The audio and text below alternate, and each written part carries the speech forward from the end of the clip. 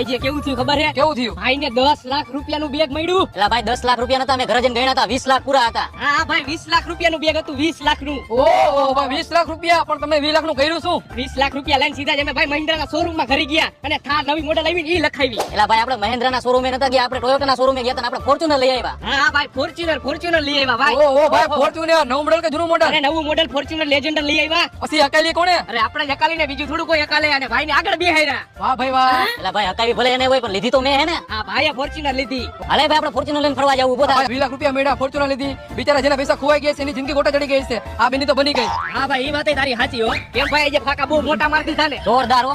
તો આજના પૈસા ખાતામાં લખી નાખું. આ લખી નાખજે, અને એ ઓલા 2 રૂપિયા મળ્યા ને એની ચોકલેટ હું તને કાલ ખવડાવીશ, આજે નહીં હો. હા તો